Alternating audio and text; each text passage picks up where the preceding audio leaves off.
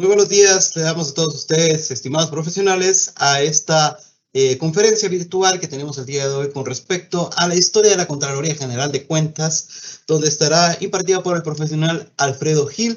Él estará a cargo de esta historia que representa nuestra institución. También queremos agradecerle a nuestras autoridades, al doctor Frank Helmut Bodefuente, nuestro contralor, y también a nuestro director, al licenciado Sergio Aragón, por estar permitiéndonos estas herramientas para poder transmitirles este tipo de conferencias virtuales hasta su lugar de trabajo. Así que queremos agradecerles por este tipo de actividades también que se hacen posibles desde la Dirección de Formación y Capacitación de la Zona 2. También quiero recordarles que estaremos compartiendo el enlace de registro de participación en el chat que se encontrará del lado derecho. Ya en unos momentos lo vamos a compartir de parte de producción para que ustedes puedan registrarse y hacer el llenado del mismo. Al finalizar, vamos a colocar un enlace para que ustedes puedan darnos su retroalimentación sobre el evento y la conferencia para que nosotros tengamos una mejora continua como Dirección de Formación y Capacitación. Así que ahora me permito presentar a nuestro profesional encargado de esta historia de la Contraloría General de Cuentas, al profesional Alfredo Gil. Él ya está en sala, le damos la cordial bienvenida. Alfredito, ya está listo el espacio, es todo suyo.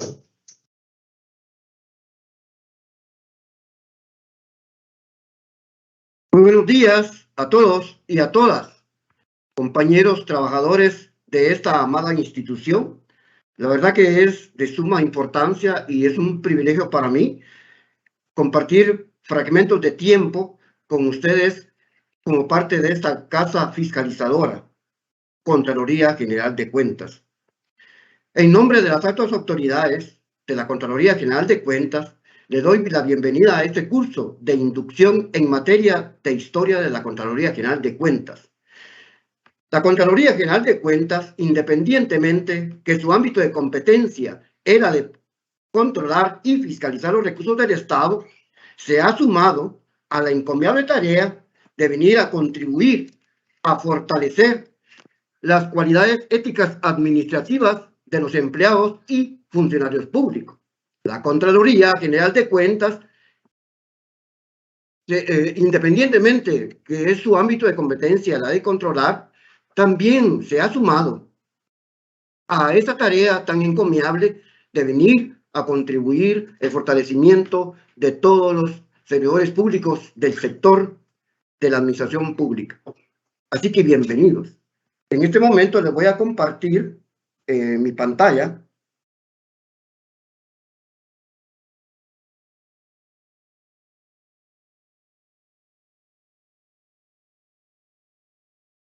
Historia de la Contraloría General de Cuentas.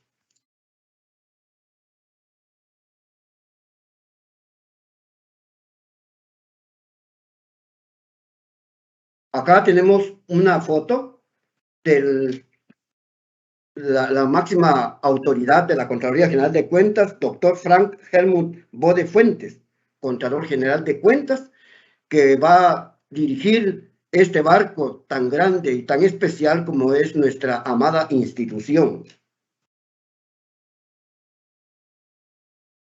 Persona individual. Toda persona es un individuo y como tal tiene todo un proceso de vida, lo que se le llama su propia historia. Cuando hablamos de la historia de una persona, estamos hablando de su proyecto personal. Estamos hablando de un proceso de vida que se ha dado a nivel personal, a nivel individual. Todos tenemos una historia. Por cierto, Johann Sebastian dice en una canción, te voy a cambiar el nombre, pero no te voy a cambiar la historia, porque en la historia está todo ese proceso de vida donde se ha generado una serie de acontecimientos en la persona en sí. Pero también tenemos lo que es la persona jurídica. Y cuando hablamos de la persona jurídica, estamos diciéndonos, estamos hablando, podría ser una empresa privada o podría ser una institución. En este caso, en el sector público está conformada de un concierto de instituciones que forman la administración pública y por lo tanto está conformada de personas jurídicas, de esa multiplicidad de procedimientos, leyes y toda una infraestructura que conforma lo que es una institución. También la persona jurídica tiene su historia. En este caso, la Contraloría General de Cuentas ha tenido todo un principio, una evolución, un desarrollo y un proceso bastante encomiable que hoy por hoy tenemos a esta institución que ha resaltado dentro del marco del sector público. El tiempo es para los seres humanos una categoría vital de la existencia. Atraviesa todas sus experiencias, preocupaciones y expectativas. Como terreno de las sucesiones, va generando hechos que se convierten en eslabones que van ordenando en forma sistemática por la intervención humana, aludiendo a lo que ya pasó. Y es donde hace su asomo al escenario de los hechos, la historia humana con sus diferentes matices de expresión. ¿Cuál es el objetivo de este curso de la historia de la Contraloría General de Cuentas, nuestra amada institución? Más que dirigir una mirada retrospectiva a la historia de la Contraloría General de Cuentas, el objetivo de la narración histórica institucional es comprender, saber y valorar a través de los procesos históricos el protagonismo de los individuos y sectores que fueron constructores y transformadores de la de hoy Contraloría General de Cuentas. Estos procesos que enlazan los tiempos del pasado con el presente y los cuales nos catapultan hacia el futuro, además nos cuentan con vívidos detalles los hechos acaecidos en el pasado a nivel institucional y nos inducen y conducen a visualizar a este ente fiscalizador en el hoy y aquí, con la madurez técnica administrativa fiscalizadora que ha alcanzado dentro del contexto del sector público. Y aún ha trascendido a los criterios técnicos y tecnológicos en función de la probidad y transparencia del manejo de los fondos públicos. En la mitología griega, Mnemosine o Mnemosina, que en griego antiguo representaba o personificaba a la memoria humana y que según lo que se creía, solo se poseían los grandes sabios de aquellos tiempos de la antigua Grecia.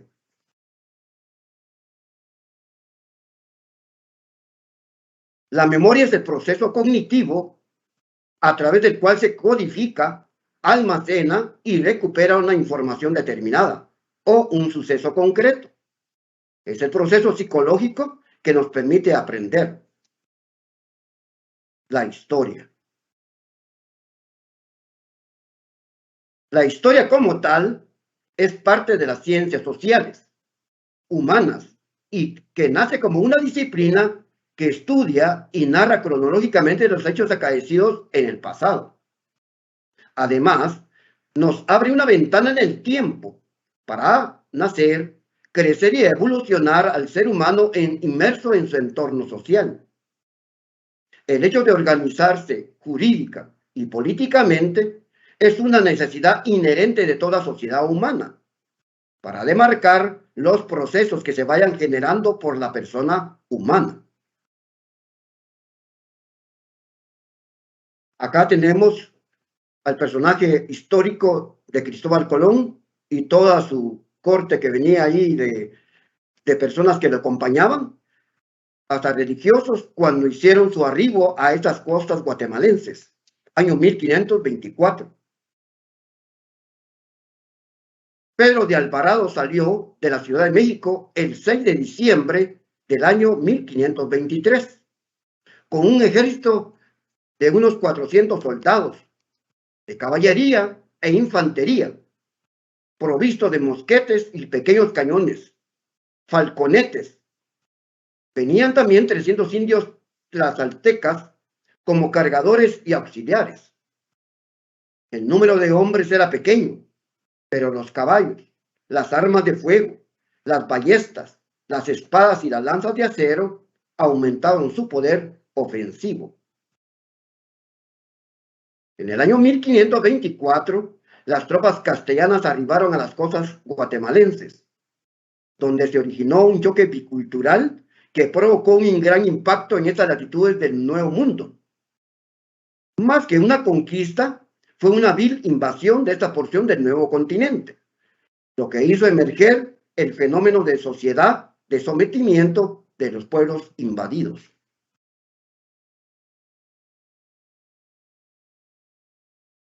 Acá tenemos cómo inició la cuestión del esclavismo en este país, por gente del viejo continente hacia el nuevo continente. En la medida que iba pasando el tiempo, el proceso histórico irreversiblemente entró en su tránsito acompañado de los cambios socioeconómico, cultural y político, hasta que dio lugar a la colonia como culmen de un proceso de esclavismo con todos sus vejámenes, dando paso a otra fase de servidumbre dentro de un contexto social con nuevos matices de gobernar y esclavizar. Acá tenemos de dónde emanó o devino la cuestión de la conquista o de la invasión que se hizo en estas latitudes del mundo. Está la corte real, donde estaban planificando juntamente con Cristóbal Colón cómo iban a hacer ese arribo a este nuevo continente, o lo que se creía que existía.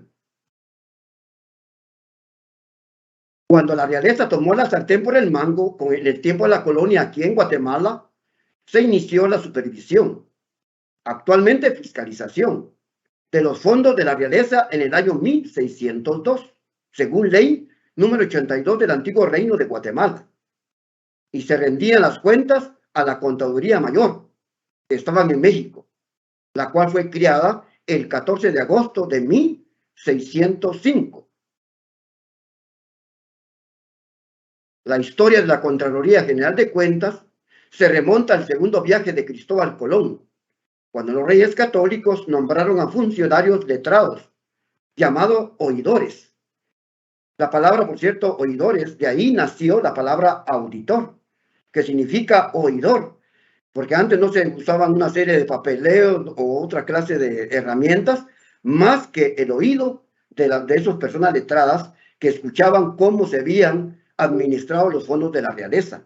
De ahí nació la palabra auditor, para que vinieran a supervisar la administración del presupuesto, el cual devenía de la expedición y que se había puesto en marcha en aquella época.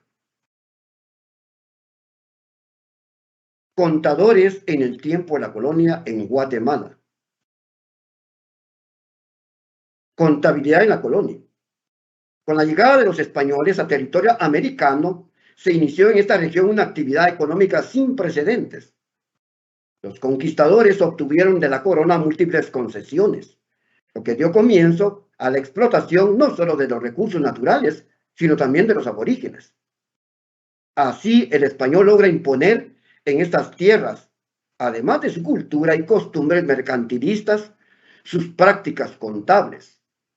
Hay una profusa información que nos puede proporcionar un libro de texto de San Carlos que lleva por título La patria del criollo, del escritor Severo Martínez Peláez, quien en forma bastante amplia, prolífica y profusa nos presenta la historia, cómo fue esa cuestión de la explotación de los recursos naturales y también del recurso humano.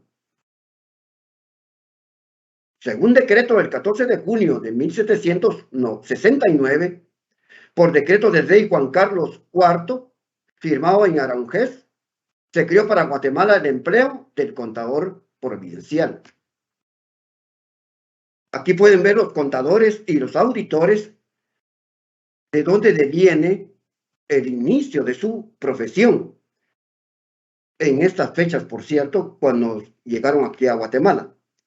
En el año 1810, España creó el Tribunal de Contaduría General para que examinara las cuentas de todos los que debían de rendirlas, habiéndose creado en esta sección para Guatemala. Acá tenemos los llamados próceres, donde están viendo de qué manera, consensuando o planificando cómo se va a gobernar estos lugares que habían sido invadidos. En el año 1821 se celebra la independencia del Imperio Español. Y por cierto, parte de eso es esa reunión que tienen allí. Y la separación total se efectúa en 1823.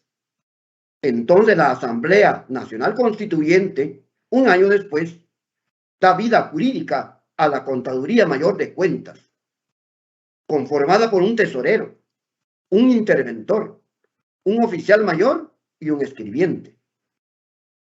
Esos eran los puestos administrativos que existían en esos tiempos dentro del ente, antiguamente Contaduría Mayor de Cuentas. En la historia de la Contraloría General de Cuentas existió a inicios de la misma algo que se destacaba en su ámbito de competencia. Si el gobierno quería realizar un gasto exorbitante, la Contraloría Mayor de Cuentas se podía oponer a determinado gasto que rebasaba de lo razonable a nivel estatal. En el año 1881, por decreto gubernativo 261, el artículo 712 Código Fiscal de la República de Guatemala, se crea la Dirección General con mayor ámbito de competencia. Una es ejercer la inspección inmediata. Dos, centralizar las cuentas de todos los ramos de la hacienda pública. Tres, registrar las órdenes de pago libradas contra el Tesoro por el secretario de Hacienda. Aquí vemos cuál era el ámbito de competencia toral que tenía esta institución en esos tiempos. Hasta allí llegaba su ámbito de competencia de la Dirección General de Contaduría. Presidente de Guatemala, Carlos Herrera. Estamos remontándonos al año 1920, año 1921. En el funcionamiento de dicha dirección fue tomando cuerpo y forma de un tribunal de cuentas. Asimismo, el 14 de junio de 1921, la Asamblea Legislativa de la República, por iniciativa de don Carlos Herrera, presidente de la República en 1920-1921, emitió el decreto legislativo 1127, Ley Orgánica del Tribunal de Cuentas, concediéndole la independencia para el buen éxito de sus labores como tribunal.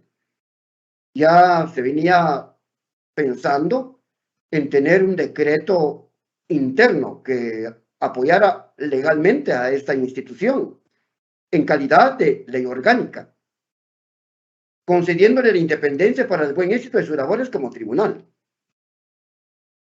Ley Orgánica del Tribunal de Cuentas. Algo del contenido de dicha ley orgánica dice: las órdenes o disposiciones emanadas del Tribunal de Cuentas en materia de su competencia serán obedecidas y acatadas por las autoridades y sus agentes como provenientes de un tribunal de justicia. Ese mismo año dio vida jurídica un decreto que se vino a constituir en la ley máxima del Centro de América y que se llegó a denominarse Constitución Federal de Centroamérica, la que en su artículo 142 establecía: se creará una Tesorería General de la Federación, un Tribunal Mayor de Cuentas, llevará la contabilidad y fiscalizará los ingresos y erogaciones nacionales de los gastos, y la responsabilidad que conllevaba normaba dicha Constitución de Centroamérica lo siguiente: de todo gasto que se haga fuera de la ley, serán responsables solidariamente por la cantidad gastada los delegados y el secretario respectivo, los miembros del Tribunal de Cuentas y los empleados que en él intervinieren, si faltaren a sus respectivos deberes. Como toda normativa, es imperatributiva, o sea, tiene leyes, tiene derechos y tiene obligaciones. Es bilateral, hay una persona que manda y otra que obedece.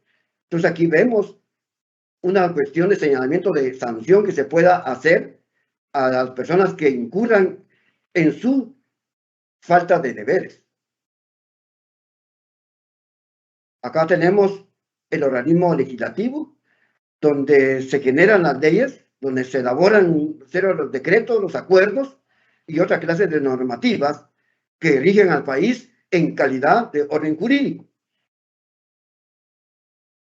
La Asamblea Nacional Constituyente en tiempos revolucionarios de nuestra Guatemala publicó nuestra máxima ley, la cual entró en vigencia el 15 de marzo de 1945. Ya nos dimos una saltada ahí en el campo de la historia, pero por cuestión de tiempo, pues no se puede agarrar en forma detallada. Sin embargo, son aspectos esenciales dentro del proceso histórico de este país y nuestra institución, cuyo contenido del artículo 188 de la misma ley se estableció en su momento lo siguiente. El Tribunal y la Contraloría de Cuentas es una institución autónoma que controla y fiscaliza los ingresos, egresos y demás intereses hacendarios del Estado, del municipio, de la universidad, de las instituciones que reciban fondos directa o indirectamente del Estado y de las demás organizaciones que determine la ley. Acá hacemos un recuerdo o evocación de un personaje que formó parte de una primavera, un gobierno de primavera, como fue también Jacobo Arben Guzmán, que fue su ministro de la Defensa, por cierto, en su momento. El presidente, doctor Juan José Arevalo Bermejo, firmó el decreto del Congreso 515, que contiene la ley orgánica del Tribunal y Contraloría de Cuentas, el 7 de julio de 1948, el cual constaba de 298 artículos. Y es cuando por primera vez se utilizó el título de Contralor. Antes que apareciera el título de auditor gubernamental, según la nueva ley, se usaba Contralor de Cuentas.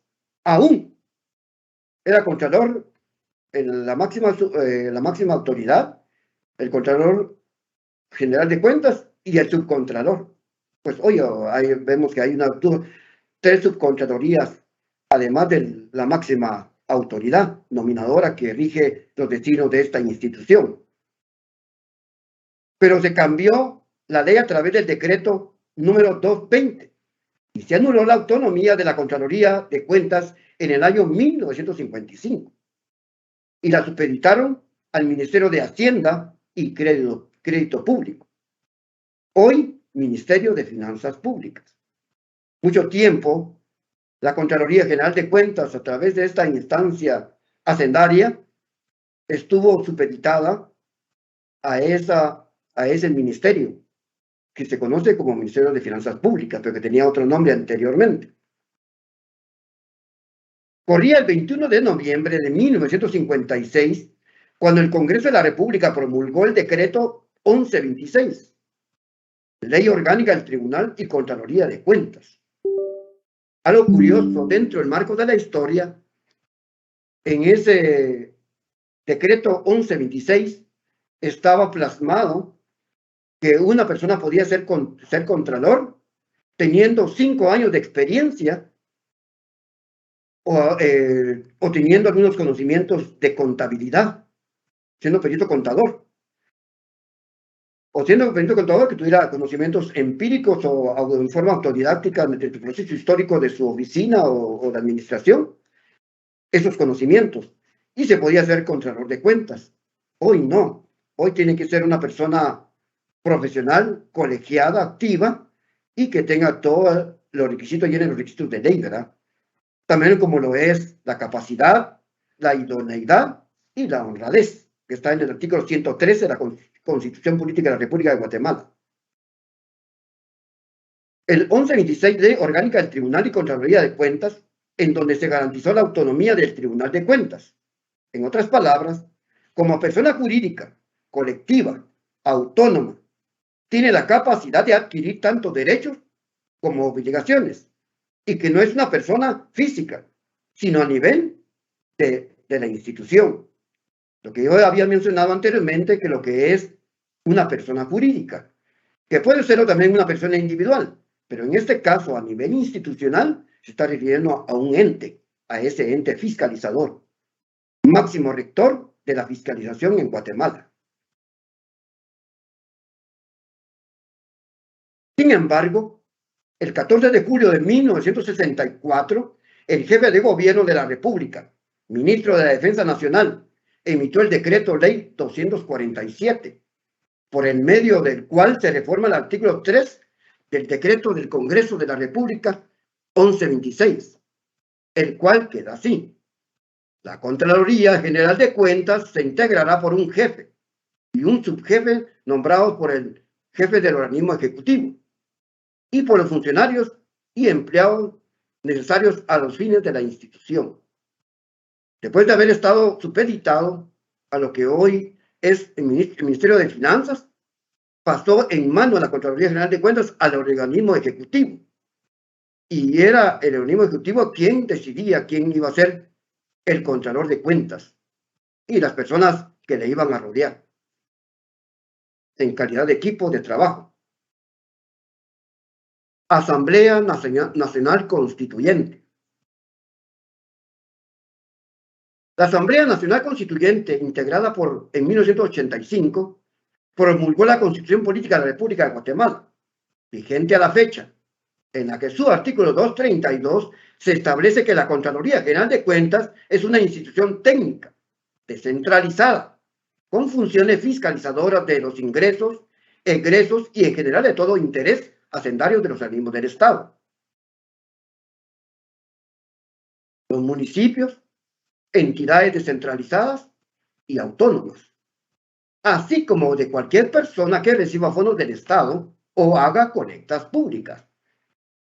Óigase bien, el ámbito de competencia que tiene la Contraloría General de Cuentas en su funcionamiento como tal es bastante amplia y, por cierto, que se destaca dentro de lo que es el sector público, así como de cualquier persona que reciba fondos del Estado o haga colectas públicas.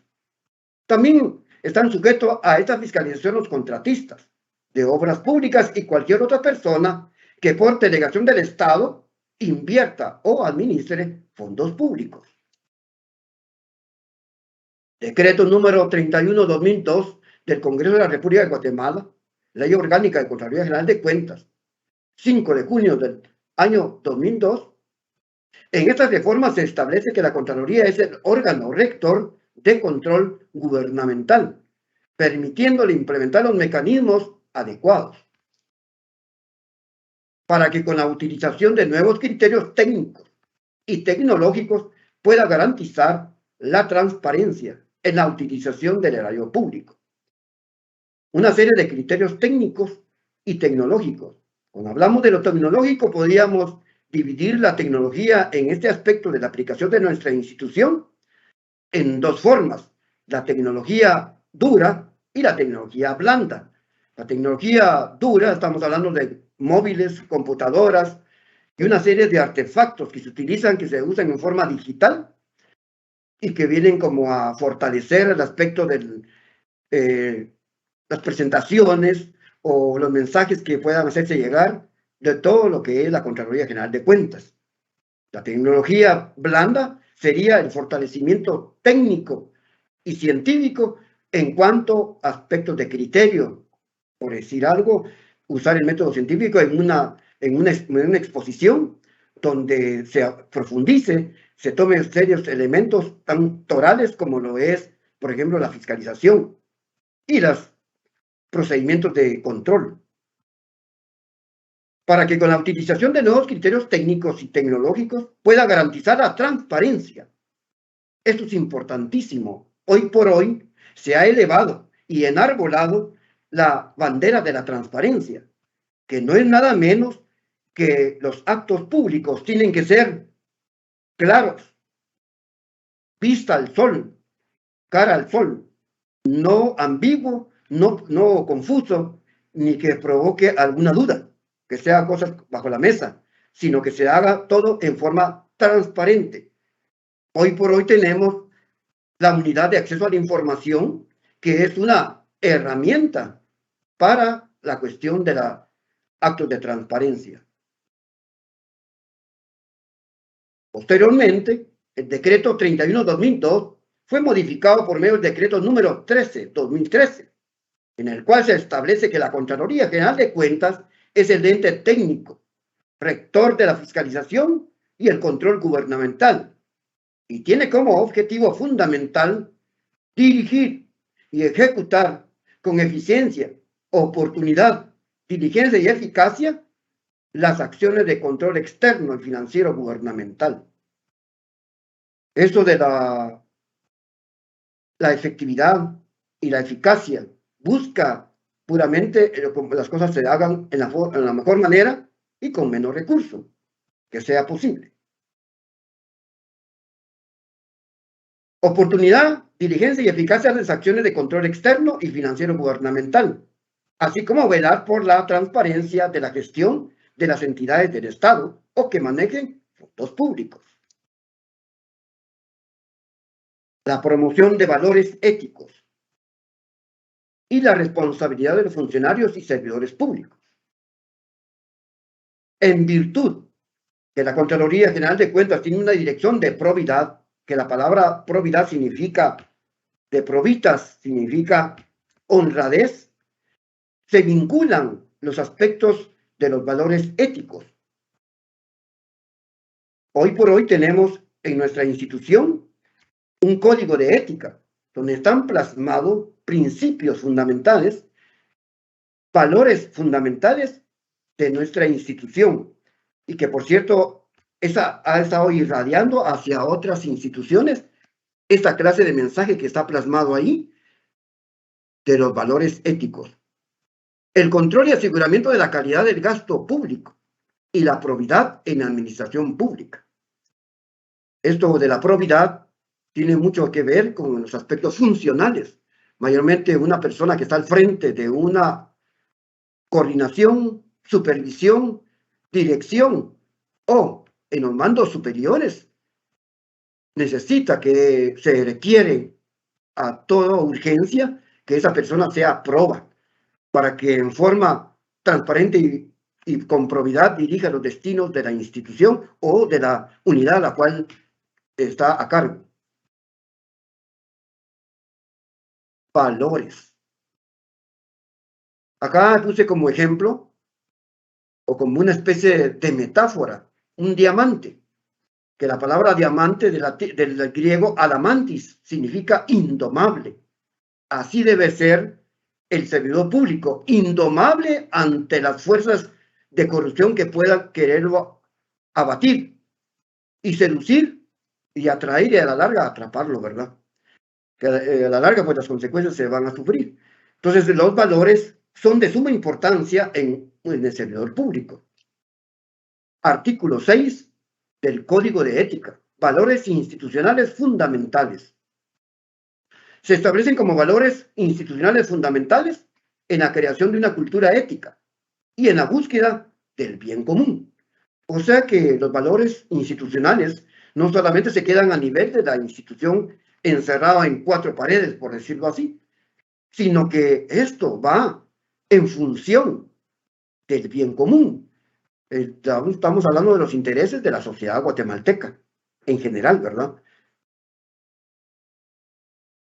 Los valores son ideas que comparten, aceptan y son influidos en su comportamiento los integrantes de un sistema cultural. Hablemos de Guatemala, determinando qué conductas son apropiadas, ya que estas constituyen las bases de las actitudes y las conductas externas de estos individuos. Es importante destacar que así como existen valores en una cultura, también es posible identificar antivalores. Estos se oponen al desarrollo pleno de las personas, de las instituciones y por ende de la comunidad. Dígase, actos de corrupción.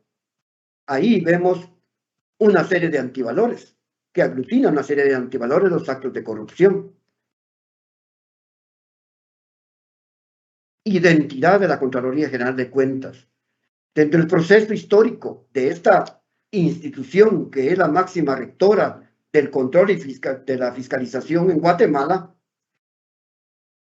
ha venido creciendo, evolucionando y se ha venido fortaleciendo y ha tomado una identidad que hoy por hoy quiero enmarcarlo dentro de esta presentación, que de conformidad con lo que se establece en el artículo 232 de la Constitución Política de la República de Guatemala, la Contraloría General de Cuentas es una institución técnica, descentralizada, con funciones fiscalizadoras de los ingresos, egresos y en general de todo interés hacendario de los organismos del Estado. Tiene su propia filosofía de Contraloría General de Cuentas. Dice el doctor Julián Marías, indica en una de sus reflexiones, la filosofía no se puede definir, porque lo que se vive no se define, porque la filosofía está ahí y se está haciendo. La Contraloría General de Cuentas se está haciendo y va tomando cuerpo y forma en el quehacer administrativo de la cosa pública, en función del control gubernamental conforme a su ámbito de competencia en el contexto de la administración pública. Acá tenemos algo de lo que es la filosofía. La misión es la institución de carácter técnico rectora de la fiscalización de los recursos públicos y control gubernamental que, en un marco de probidad, transparencia y rendición de cuentas, busca mejorar la efectividad en la calidad del gasto público, que fomente un impacto en el bienestar de los guatemaltecos. La misión. Acá estamos hablando de la misión de nuestra amada institución Contraloría, es describir su actividad como órgano rector del control gubernamental, ya que su identidad es clave para evidenciar lo fundamental o decisivo en su ámbito de competencia en el sector público, y sus acciones técnicas administrativas, las cuales vienen a redundar mediata o remotamente en beneficio de la población que pide un mayor y mejor control de los fondos públicos. Pero también nos proyectamos hacia el futuro. Una visión de nuestra amada institución. Ser la institución de fiscalización superior con estándares de calidad que vele por la utilización adecuada de los fondos públicos para contribuir a una mejor calidad de vida de los guatemaltecos. O sea que no se queda solamente cerrada en los intereses a nivel de la población laboral o de los mandos medios y mandos superiores que dirigen los destinos de esta institución, sino que va dirigido a mejorar calidad de vida de los guatemaltecos, porque si los fondos del Estado se manejan de la mejor manera, de la forma adecuada y legal, como debe ser, va a ir redundando en beneficio de los guatemaltecos a través de los servicios que hace llegar a nivel del interior del país o a nivel de la capital. La visión de nuestra institución describe el objetivo que espera lograr en un futuro.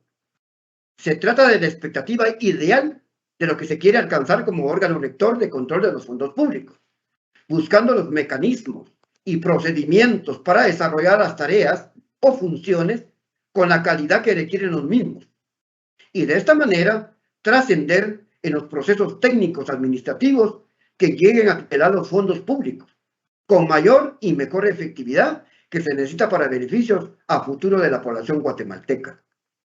Que eso, por cierto, son los destinatarios de este buen administrar de los fondos públicos. Políticas institucionales. Una política es toda acción o va una cadena de acciones que genera una serie de acciones buscando el beneficio de una colectividad. La política institucional de la Contraloría General de Cuentas es una decisión a nivel superior y que constituye en una categoría de guía o marco de acción lógico, el cual consiste en definir a los laborantes de nuestra institución los límites dentro de los cuales pueden operar ante una determinada situación institucional con sus propios matices. Veamos. Políticas institucionales. Las 4 políticas institucionales priorizadas para efectos del presente plan estratégico son probidad, fiscalización, fortalecimiento institucional, administrativo, financiero y la participación ciudadana, o sea, llamada o conocida como auditoría social. Así que esto es una prosopopeya o prosopografía, perdón, lo que es la Contraloría General de Cuentas. Y cuando hablo de una prosopografía, es las características de una persona, o sea, su identidad, esa persona jurídica llamada Contraloría General de Cuentas. Muchas gracias por su atención a este tema de la historia de la Contraloría General de Cuentas.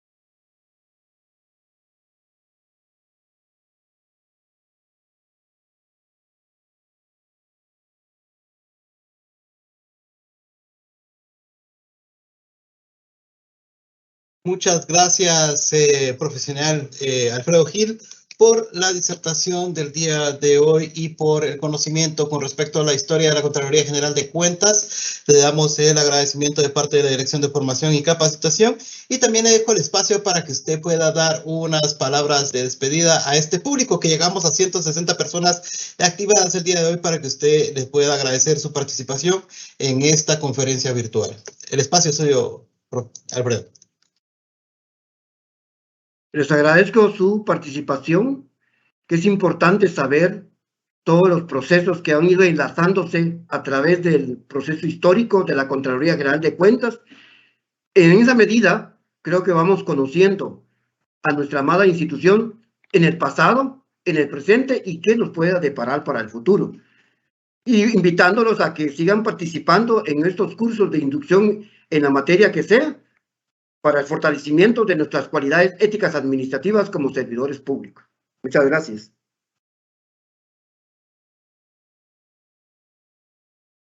Muchas gracias, Alfredo Gil, por estas palabras de despedida, y también queremos agradecer a todos los participantes por haber estado con nosotros el día de hoy. Y también quiero recordarles que ya en el chat se encuentra el registro de participación y el registro de evaluación del evento, el cual es necesario que ustedes puedan llenar para que nosotros tengamos esta retroalimentación con respecto a la evaluación, y también ustedes puedan optar a la constancia de participación de esta conferencia virtual que fue impartida por el profesional Alfredo Gil, que estuvo a cargo de la historia de la Contraloría General de Cuentas. Así que, sin más que agregar, me despido de ustedes. Mi nombre es Carlos Guillén y nos vemos en una próxima. Feliz jueves. Hasta pronto.